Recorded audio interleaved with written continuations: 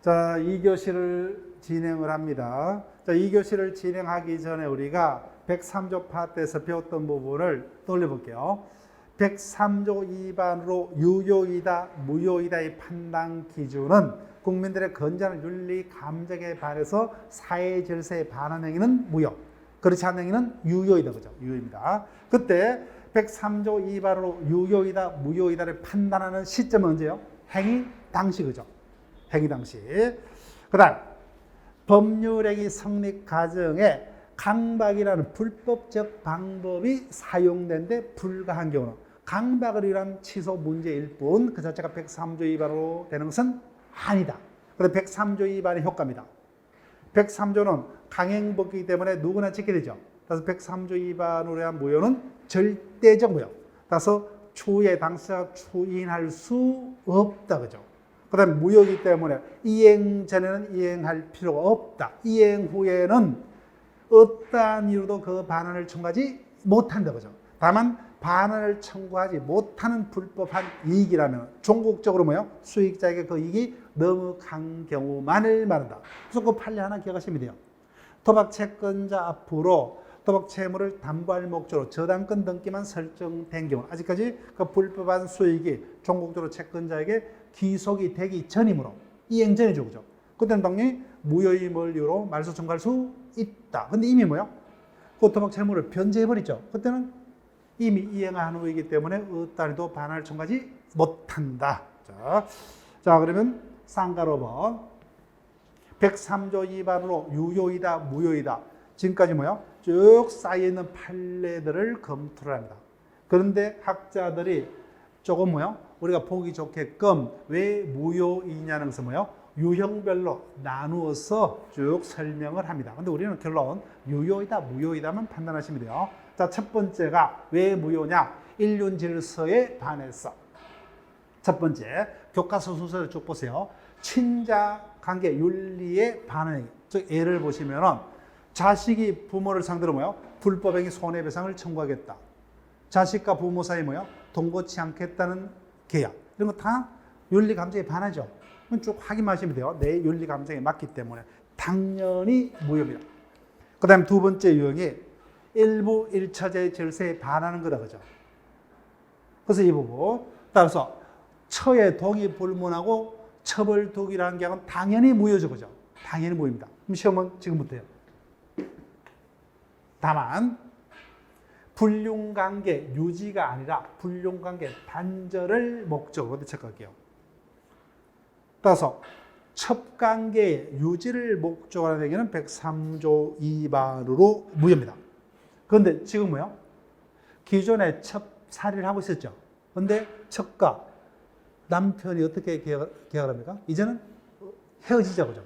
따라서 불륜관계 단절을 목적으로 하는 얘기는 당연히 일부 일처제의 질서로 되돌아가고자 하죠, 그죠? 그때는 당연히 법도 허용해야 되겠죠.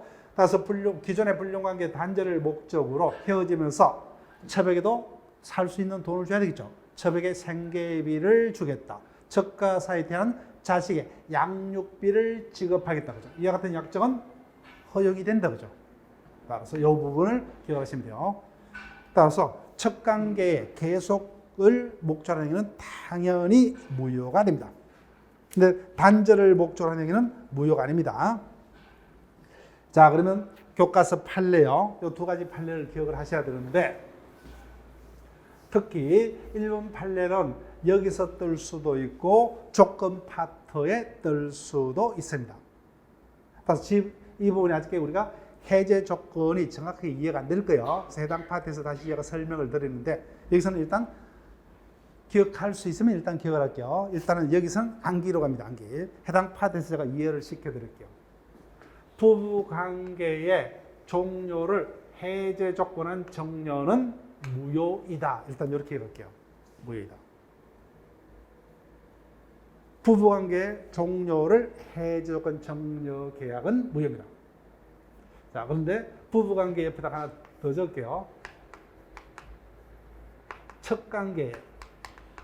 첩관계의 종료를 해제 조건 정려 계약도 무효입니다. 똑같아요.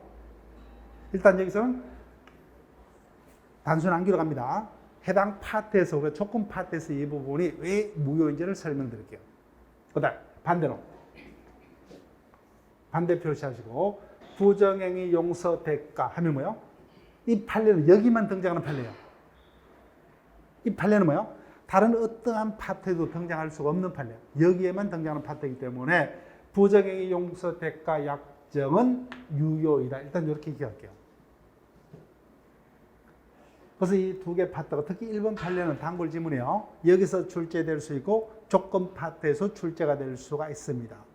그래서 2번 판례는 1번 판례와 상대 개념으로 가는 거예요. 거기서 다시 한번 설명을 드릴게요. 혹시나 조건 파트에서 제가 설명을 못했다면 심화반에서 자세히 설명드릴게요. 일단은 이번 파트에서는 103조 파트에서는 그냥 암기식으로 일단은 부담 가지지 마시고,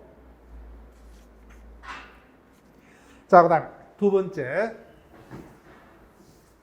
왜 무효냐? 정의관념에 반하기 때문에 무효이다. 우리는 결론 유효 무효만 기억하시면 돼요. 자, 첫 번째, 범죄 대가 약정. 당연히 살인을 뭐야? 돈을 받고 살인 필요한 계약. 당연히 무효겠죠, 그죠?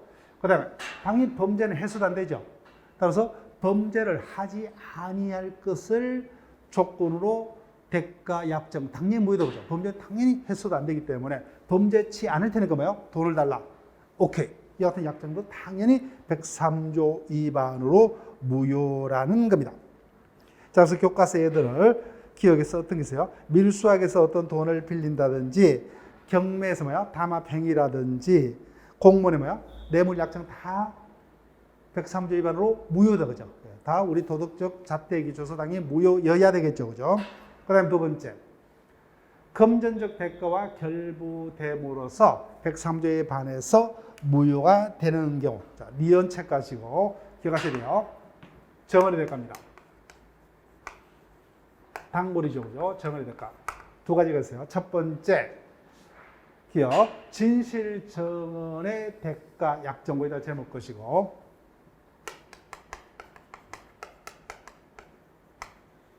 진실 정언의 대가 약정. 자, 내가 법정에 정인으로 채택이 되었습니다. 그러면 정언 의무가 있죠. 그러면 나의 어떤 생업은 그 시간 동안 멈출 수밖에 없죠. 그래서 국가에서 보상을 합니다. 근데 그 보상비가 실제 나에게 거래하는 손해보다 뭐야? 터무니없이 모자랍니다. 모자라요.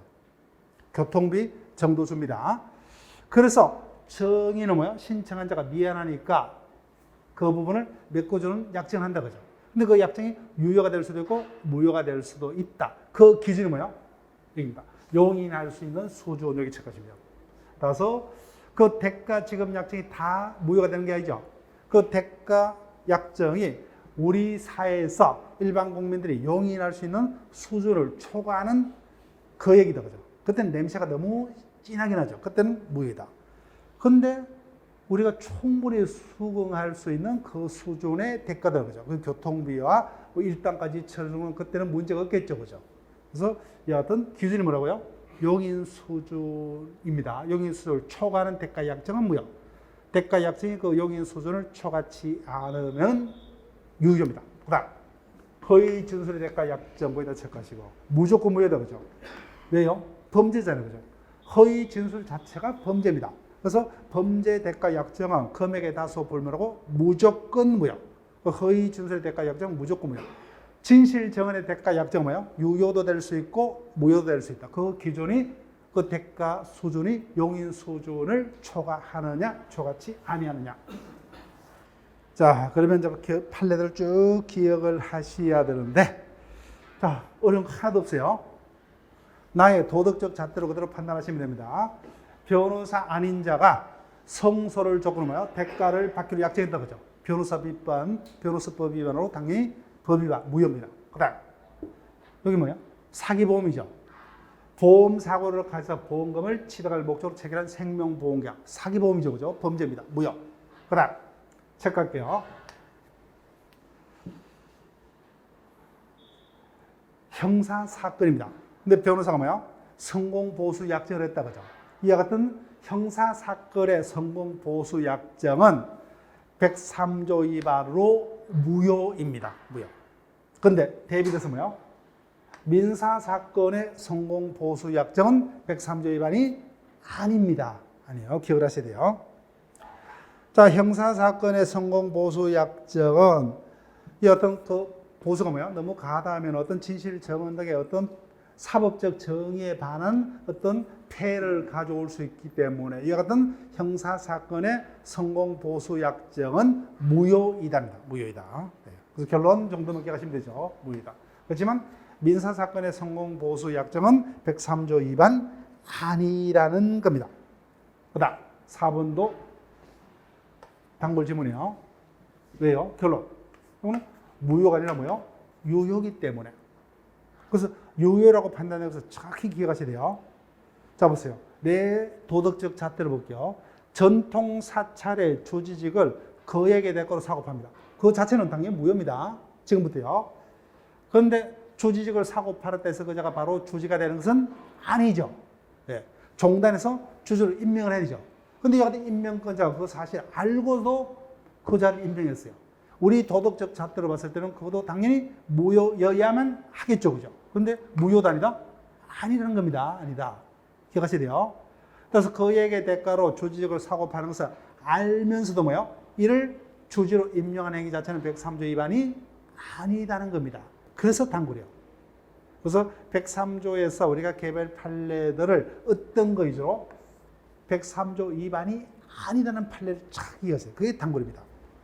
당연히 103조 위반이라는 것은 나의 생각하고 똑같아요. 네. 자, 그 다음 5번도 단골이에요. 왜요? 103조 위반이 아니기 때문에. 네. 5번도 체크하시고. 반윤리적 행위로 뭐야? 엄청난 비자금을 모았습니다. 그 비자금은 뭐야? 발각이 돼서 그 큰 집에 다녀와야 돼요. 감옥에 갔다 와야 되죠. 그때 그 동안에 뭐야? 믿을 수 있는 자에게 보관을 시켰죠. 이 같은 임치 행위 자체도 우리 도덕적 잣대로 당연히 허용이 되어서는 아니 될 것 같은데, 그죠? 그 자체는 103조 위반이 아니라는 겁니다. 103조 위반 아니다. 그 다음에 6번, 7번 이미 했죠. 네. 세금 포탈 목적의 재산 은닉 행위, 강제집행 면탈 목적의 재산 은닉 행위 자체는 103조 위반이 아니다. 그죠? 세금 추징의 문제일 뿐, 그 자체가 103조 위반의 무효까지는 아니라는 겁니다. 자, 그래서 4번, 5번, 6번, 7번은 단골 판례요. 기준이 뭐예요? 103조 위반이 아니기 때문에.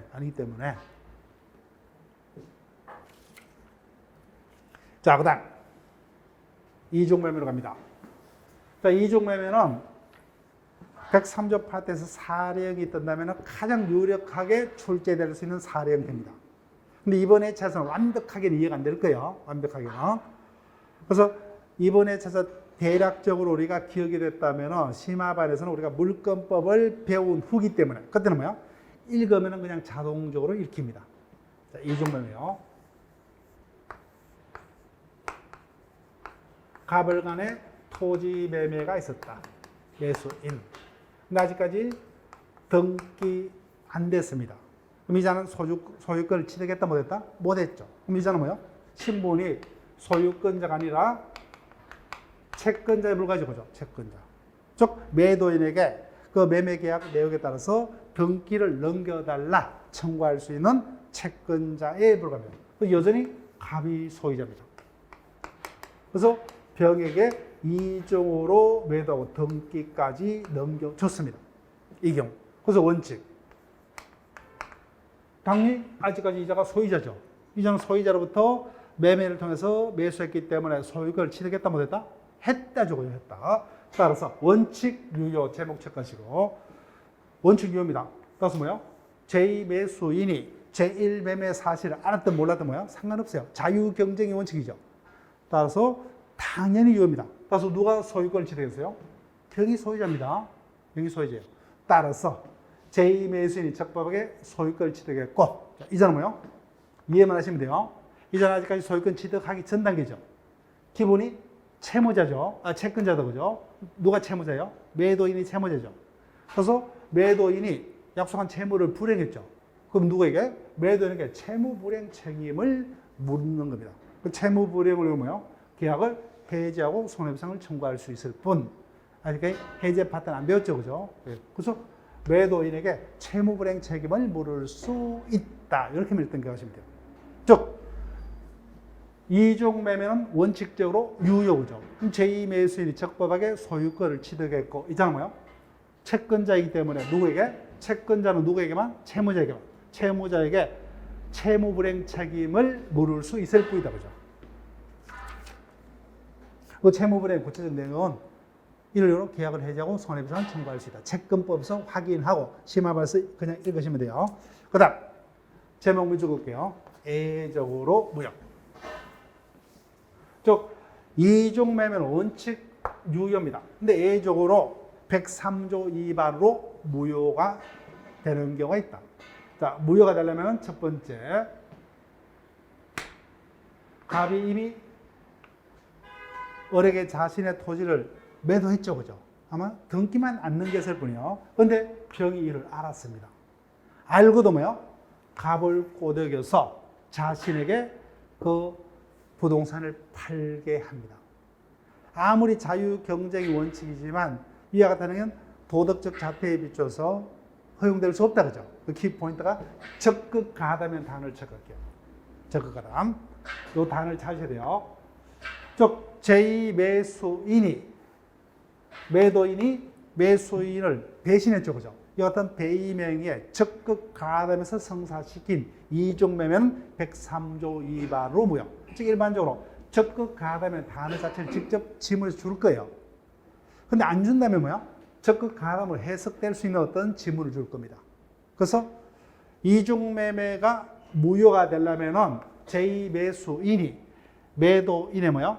제1매수인에 대한 배임행위에 적극 가담한 행위가 있어야 됩니다. 적극 가담으로 해석될 수 있는 행위가 있어야 된다고 그죠? 이 단어를 일반적으로 줄 거예요. 그러면 반대로 해서 뭐요? 적극 가담이 없었죠. 그때는 103조 위반이 아니라는 겁니다. 따라서 단순히 이중매매가 뭐요? 이중매매라는 것은 안건만으로는 103조 위반이 아닙니다. 적극 가담인 경우만 무효예요. 그래서 단골지문이죠. 네.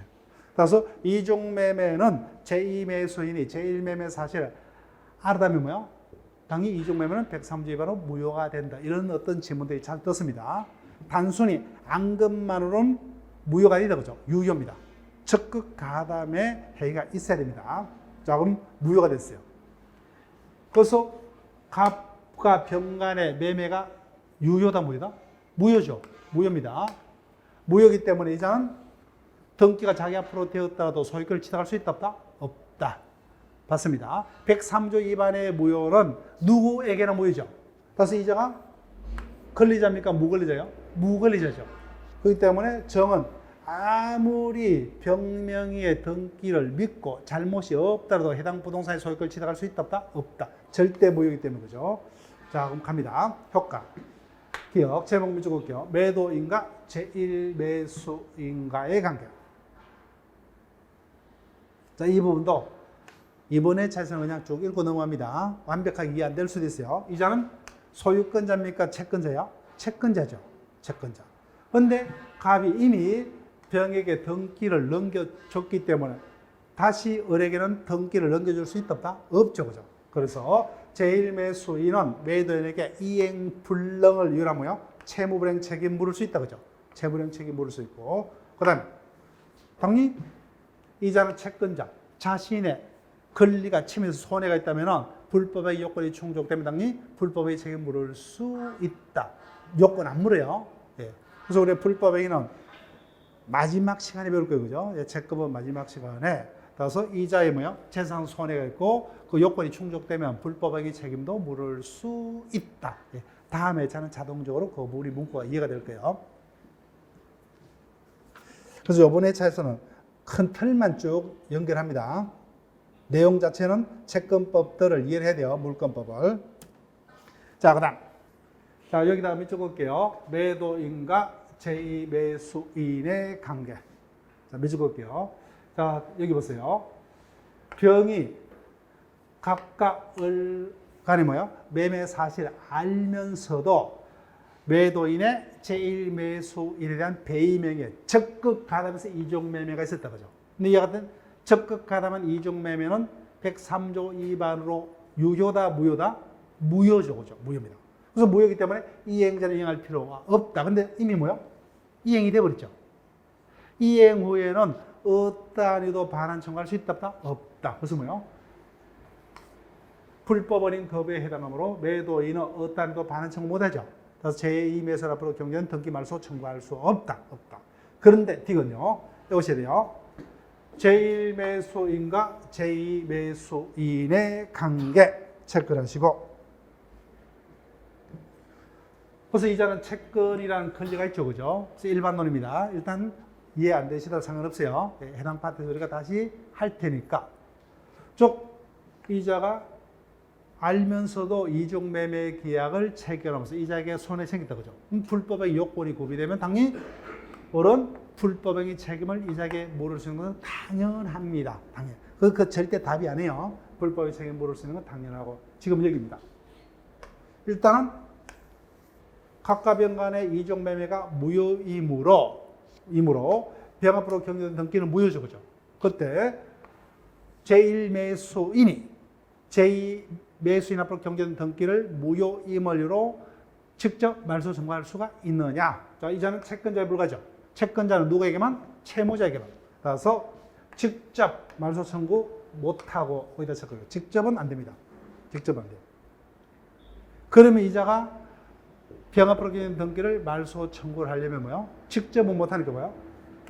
채무자인 매도인을 대의하여 체크할게요. 대의해서 말소 청구를 할 수 있을 뿐이다. 단골 질문이요. 이중매매에서는 이 부분이 가장 키포인트예요. 이 부분이.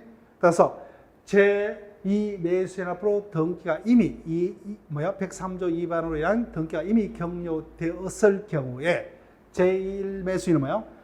채권자에 불과하므로 자신의 채권에게서 직접 제2매수인 앞으로 경제된 등기 말소는 청구하지 못한다. 다만 뭐요? 채무자인 매도인을 대의해야만 말소 청구할 수 있을 뿐이다. 그죠? 자, 그래서 앞부분하고 논리적 모순이 있지만은 이 부분 매도인은 이행 후에는 절대로 말소 청구 못하죠. 103조 위반으로 불법원인 급여에 해당합니다. 그런데 어른 뭐요? 갑을 대해서는 말소 청구할 수 있다. 논리적으로 전혀 안 맞습니다. 그래서 논리적 신경 쓰지 마시고 판례가 결론을 그렇게 본다는 겁니다. 그래서 학자들이 뭐요? 판례의 결론은 타다거나 논리적은 뭐요? 전혀 근거 없답니다. 입법론으로 해결하자. 그러니까 입법론으로 주장하는 사안이에요. 독일법에는 이 경우 이렇게 해석하는 조문이 있습니다. 근데 우리는 그 같은 조문이 없음에도 불구하고 판례가 독일법상의 조문을 수입해서 결론을 똑같이 하고 있어요. 그래서 우리는 결론, 이 부분을 논리적으로 이해하지 마시고 판례하면 뭐요? 제1매수인은 채권자에 불과하기 때문에 제2매수인 앞으로 격려된 등기를 103조 위반을 이유로 무효임을 이유로 직접 말소는 청구하지 못하고죠. 매도인을 대의해서만 말소 청구할 수 있을 뿐이다. 그 결론 정도를 기억 부탁드릴게요. 그 다음 3번 이중매매 일을 확대 적용 이론은 일단은 뭐 이번에 차에서는 크게 문제 안 돼요. 그래서 넘어가시고, 자, 나중에 우리가 심화반에서 읽으면 자동적으로 그냥 읽히는 지문입니다. 자, 판례 볼게요. 판례 2번으로 갑니다. 2번.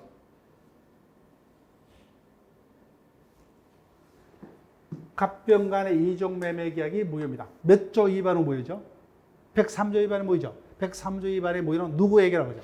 따라서 전덕자는 아무리 설이 무과실이라도 소유권 취득할 수 있다 없다? 없다. 그죠? 기본 판례입니다.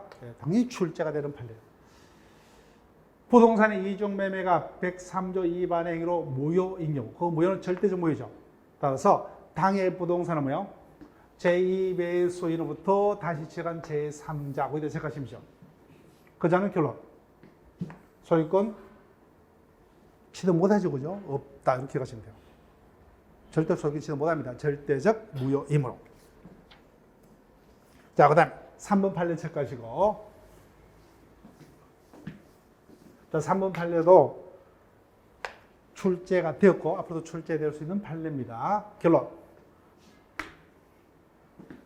제1양수인 밑줄 것이고 다른 말로 제1매수인이죠. 이자는 채권자 취득권 행사할 수 없다. 이렇게 체크하시면 돼요. 자, 설명드릴게요. 제1매수인은 채권자죠. 근데 채무자의 매도인이 배신 때려서 이중 매도를 했다고 그죠. 이자에게 손해죠. 그죠. 이를 이유로 채권자 취소권을 행사해서 이중 매매 계약을 취소할 수가 있느냐는 겁니다. 안 돼요. 채권자 취소권은 모든 채권자가 아니라 금전 채권자에게만 인정되는 제도입니다. 그래서 채권법에서 배울 거예요. 그런데 제1매수인은 금전 채권을 가진 자입니까? 이전 등기 청구하는 채권을 가진 자요? 후자죠. 후자는 금전 채권자가 아닙니다. 그렇기 때문에 애초부터 이 자는 뭐예요? 채권자 취소권을 행사하는 채권자에 해당되지 않는답니다. 채권 취소권에서 다시 요건을 볼 거예요. 따라서 이자가 제2매수인에게 행사를 할 수 있는 것은 뭐밖에 없어요? 대의 말소 청구밖에 안 됩니다. 직접 말소 청구, 채권자 취소권 행사할 수 없다. 그죠? 없다. 그렇게 줄여서 기억하시면 돼요. 자, 그 다음 세 번째 유형으로 갑니다. 개인의 자유를 극도로 제한하는 행위는 103조 위반으로 무효가 됩니다. 자, 그럼 쭉 읽으면 다 우리 도덕 감정에서 자동적으로 읽히죠. 평생 혼인하지 않기라는 계약, 그죠? 평생 이혼치 않기라는 계약. 이거 같은 것은 혼인, 이혼의 자유를 반하기 때문에 무효이다. 그리고 노예 계약, 인신매매 계약이라든지 대리모 계약, 매춘 계약, 그 다음에요, 독신약정. 다 무효죠. 다 무효입니다. 그 다음, 부당한 겸지 약정. 다 무효예요. 다 무효.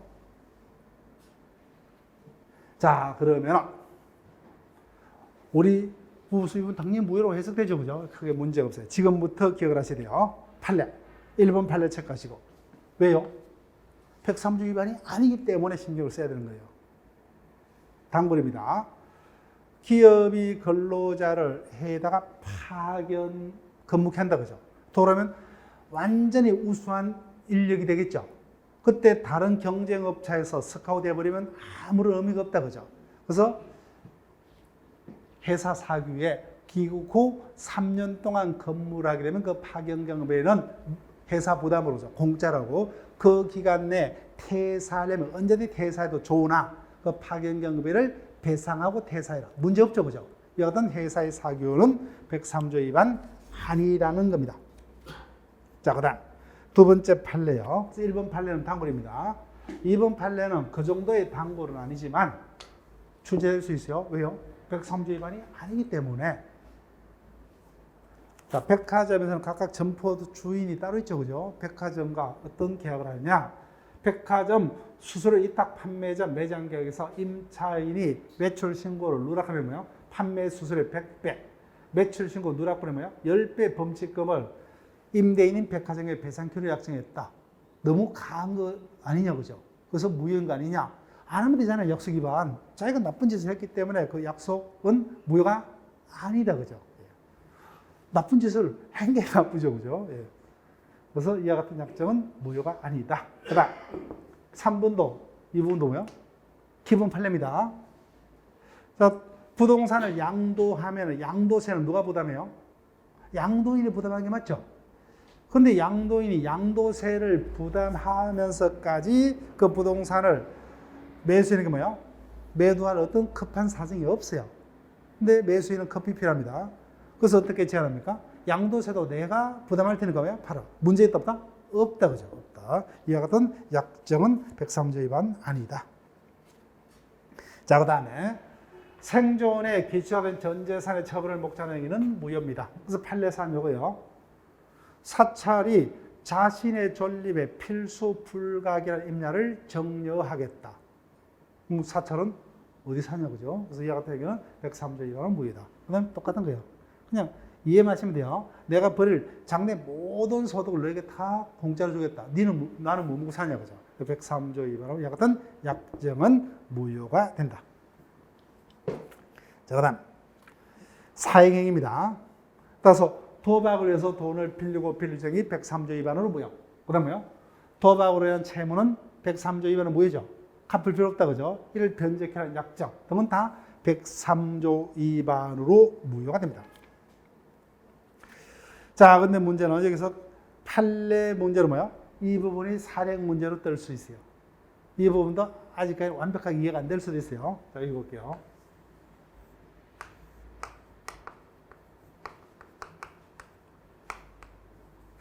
그럼 갑은 도박 채무자겠죠. 그래서 갑을 간에 도박을 한 채무가 이득이 있습니다. 이 같은 도박을 한 채무는 103조 위반은 무효이기 때문에 도박 채무자는 그 채무를 변제할 필요가 있다 없다? 없죠, 그죠? 없다. 근데 사실상은 변제할 수밖에 없죠, 그죠? 그래서 그 1억이 없어요. 그럼 자신의 토지를 팔아야 됩니다. 그래서 도박 채무자가 뭐요? 도박 채권자에게 그 토지를 자신을 대리해서 팔 수 있는 대리권을 줍니다. 그래서 도박 채권자가 도박 채무자를 대리하여 그 부동산을 병에게 매도합니다. 근데 문제는 도박 채무를 변제하는 약정은 당연히 103조 위반으로 무효입니다. 근데 이 부분이 어떻게 될 거냐고요. 도박 채권자에게 자신의 부동산을 타인에게 매도할 수 있는 대리권을 주고, 그죠? 그 대리권을 채권자가 행사해서 타인에게 그 부동산을 매도하는 행위는 어떻게 될 것이냐고 봅니다. 자, 볼게요. 결론만 기억하시면 돼요. 도박 채무 변제에서 채무자부터 부동산의 처분을 위임받은 채권자가, 여기 이제 시험 문제다, 그죠? 여기 케이스 문제 그대로죠, 그죠? 여기 문제죠, 그죠? 문제. 쭉 볼게요. 그때 도박 채무 부담행위 및 그 변제 약정은 103조 위반으로 무효입니다. 그렇지만 도박 채무자가 도박 채권자에게 자신의 부동산을 처분할 수 있는 대리권을 주는 행위가 뭐예요? 103조 위반은 아니죠, 그죠? 무효를 할 수 없으므로 제3자가 도박 채무자로부터 그 대리인인 도박 채권자를 통해서 부동산을 매수하는 게 뭐예요? 103조 위반이 아니다, 그죠? 그 결론 기억하시면 돼요. 이게 문제고 뭐예요? 이게 이제 결론입니다. 즉, 이자에게 뭐예요? 도박 채무자가 자신의 부동산을 매도할 수 있는 대리권을 수여하는 이 자체가 103조 위반이 아니죠, 그죠? 그렇기 때문에 그자가 대리인으로서 도박 채무자의 부동산을 제3자에게 매도하는 이 자체는 103조 위반이 아니다는 겁니다. 예, 사령으로 뜰 수가 있죠, 그죠? 예. 자, 그다음 동기의 불법. 이 부분은 여기서 배운 내용이 동기착오의 논리하고 똑같아요. 예. 여기서 이해를 하시면 동기착오 파트가 쉬워집니다. 자, 여기 볼게요.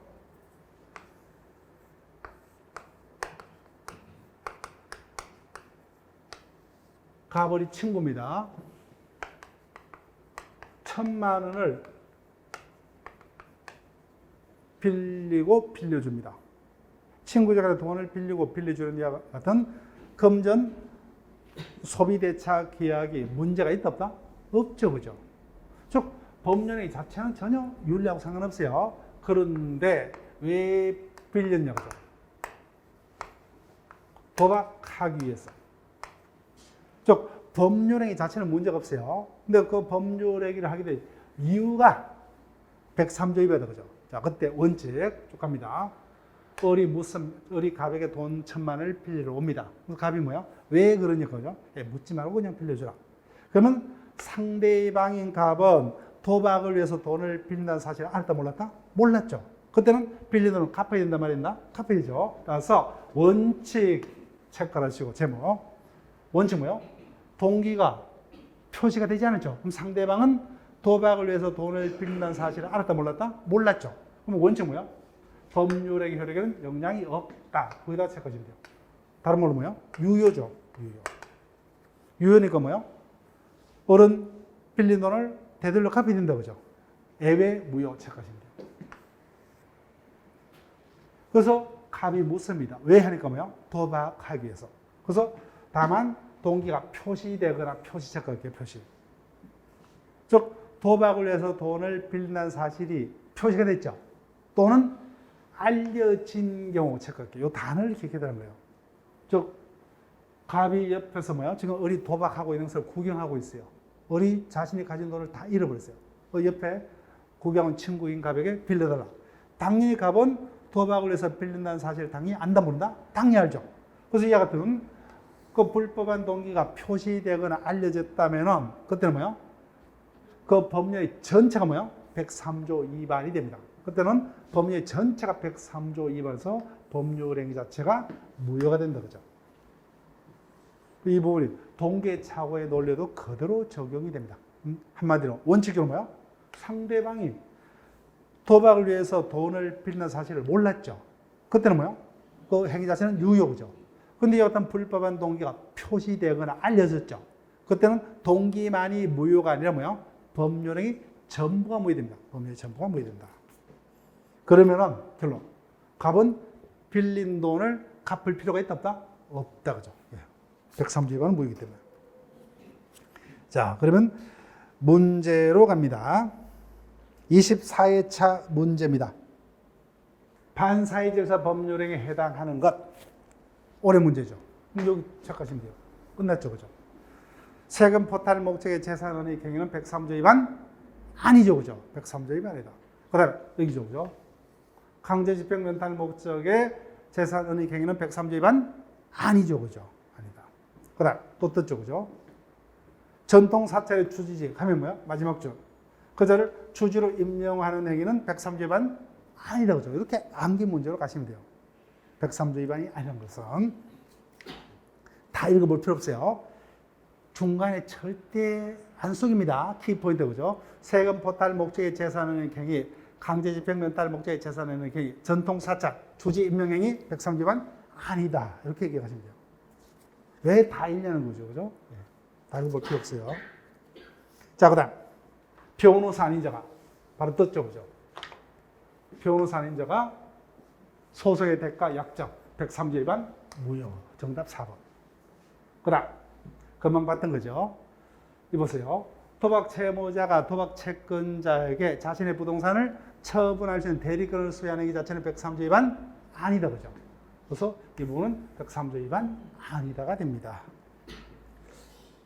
자, 그러면은 내일 문제 확인을 합니다. 5주차 4번 문제까지는 해결했죠. 5번 문제로 갑니다. 5주차 5번 문제.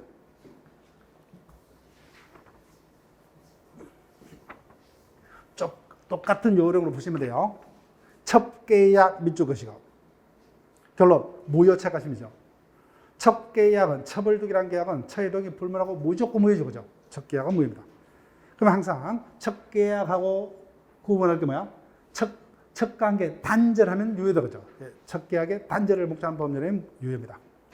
그다음 자 추인 밑줄 그을게요. 추인 제목이 뭐죠? 반사의 법률 행위를 묻고 있죠. 그럼 앞부분은 볼 필요 있어요? 없잖아요. 따라서 반사의 질서 행위는 추인할 수 있다 없다? 없죠, 그죠? 추인할 수 없다. 추인하면 새로운 법률을 본다. 틀렸다, 그죠? 정답이고. 절대로 추인할 수 없어요. 자, 제가 어떻게 문제를 푸는지 여러분도 느낌이 오죠, 그죠? 네. 문제에서 지금 반복되는 건 지문서 읽어볼 필요 없어요. 네. 그 다음 3번 적극 가담 체크할게요. 그러면 당연히 이중 매매를 묻고 있겠죠, 그죠? 이미 매도된 부동산에 가서 매도일에 채권자가 매도일에 배임에게 적극 가담 체결한 저당권 설정에 이중 매매하고 똑같아요. 확대 적용 무효. 그다음 법률의 성립 과정에서 여기까지 밑줄 그시고 강박동을 할게요. 법률의 성립 과정에서 강박. 법률의 성립까지 강박이란 불법적 방법이 사용됐죠. 그때는 강박으로는 취소 문제지. 마지막 줄 반사의 질서 법률이 무효 아니다. 거기 체크하시면 돼요. 그래서 항상 그 체크를 해서 그 부분 위주로 항상 지문에서 찾는 연습을 하셔야 됩니다. 5번 질문 금방 봤던 거죠. 표시 밑줄 것이고 알려진 그다음에 동기 체크하시면 되죠. 즉 동기가 불법인 게 원칙적으로 법률의 유효. 그렇지만 그 불법 동기가 뭐예요? 표시되거나 알려진 경우는 법률행위가 무효이죠. 이렇게 키 포인트를 찾는 연습을 부탁드릴게요.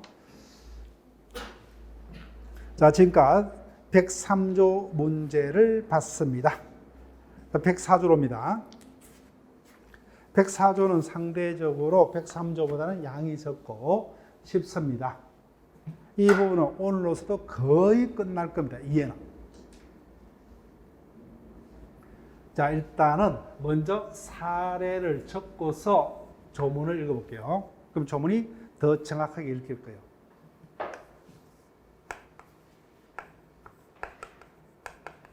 자, 가불간에 토지 매매가 있었습니다. 근데 그 토지가 뭐예요? 정상적으로 한 이 정도의 가치가 있습니다.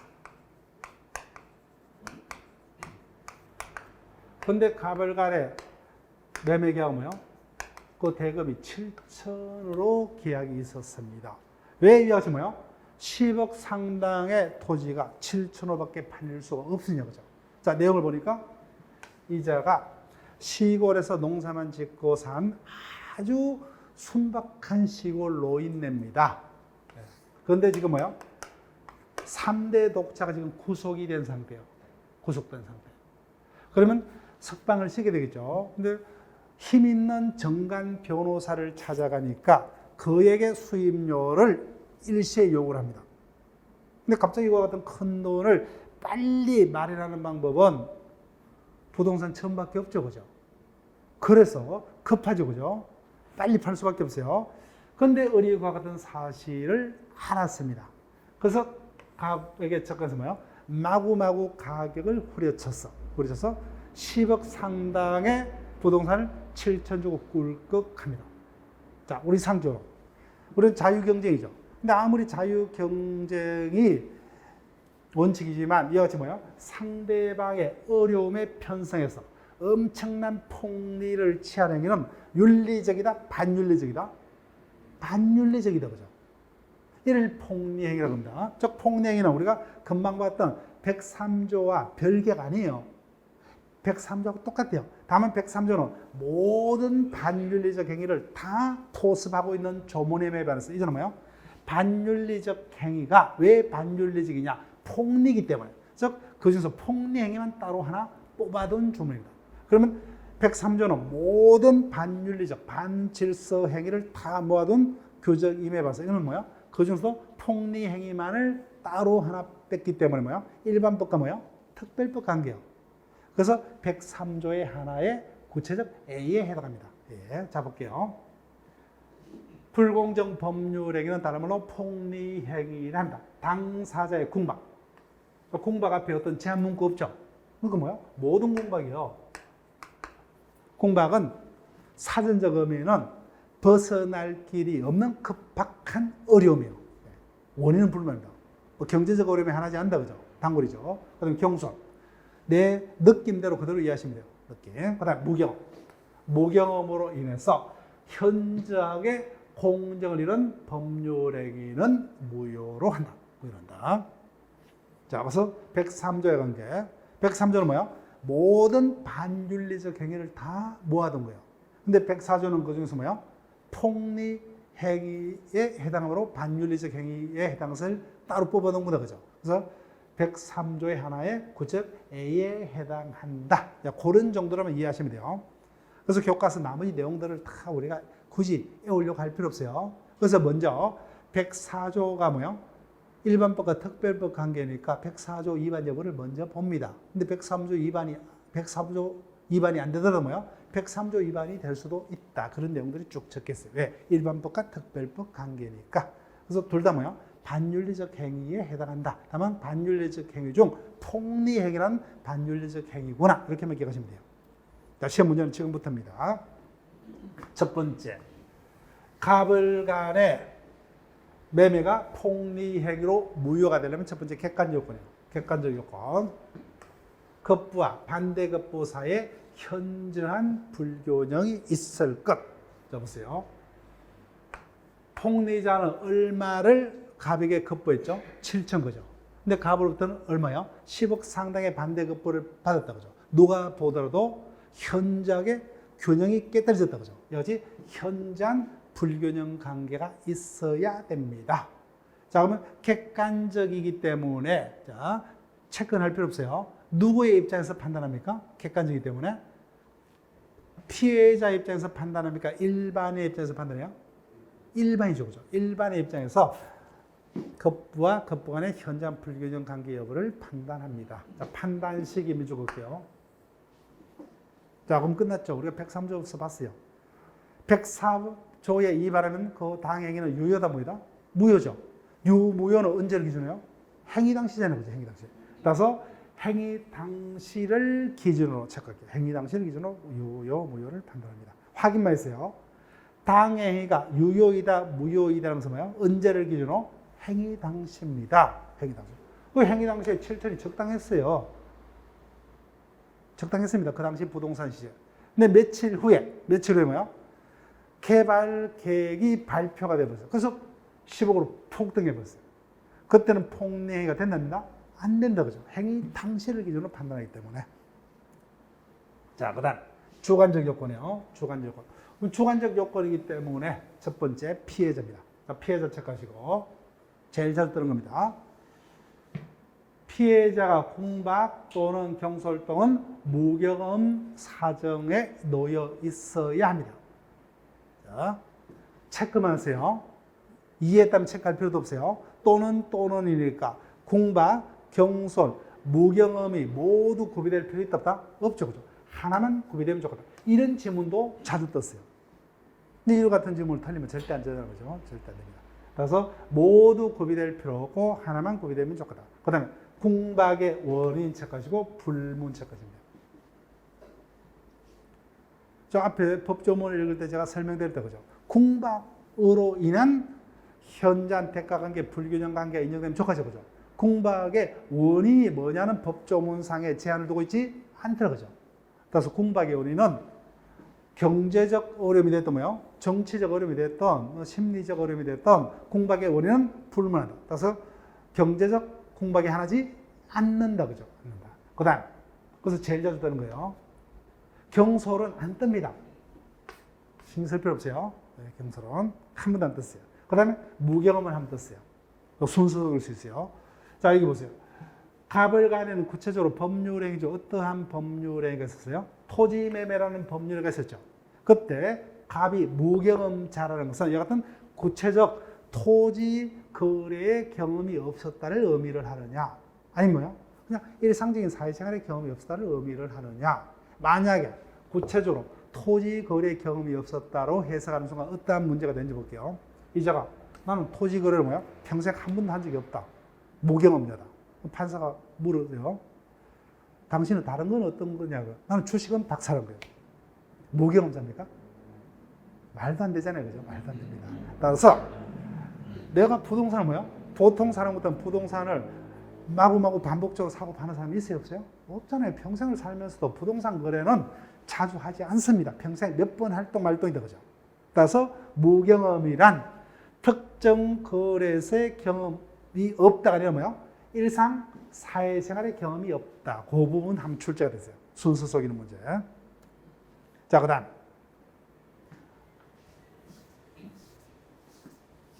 판단 기준이요. 손대지 마시고 제목도 밑줄 긋지 마세요. 그리고 구체적으로 갑을간의 매매가 폭리행위로 무효가 되려면 그 매매가 뭐예요? 갑의 공박 등으로 인해서 현장의 공정을 이뤄야 되죠. 근데 구체적 판단과 같은 요건이 충족됐냐 여부는 최종적으로 누가 판단합니까? 판사가 판단하죠. 그래서 볼게요. 그래서 피해자가 뭐예요? 그 매매 당시에 공박 상태에 놓여 있을지 여부는 뭐예요? 그자의 직업이라든지 교육 정도, 뭐 사회 경험의 정도, 재산 정도 모든 것을 뭐예요? 종합해서 구체적으로 판사가 사건별로 따로따로 판단을 한다는 겁니다. 자, 여기다가 체크를 했어요. 자, 요번에 차선은 이 부분이 제대로 이해가 안 될 수도 있어요. 대리 파트를 안 배웠기 때문에. 자, 이자가 토지 소유자입니다. 그런데 갑이 뭐예요? A를 대리해서 A 소유의 토지를 어떻게 헐값으로 팔았다 그죠?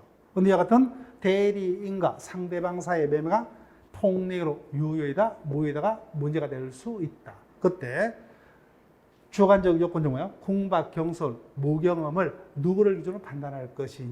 자, 볼게요. 지금 구체적으로 매매는 누가 하고 있죠? 대리인 그죠?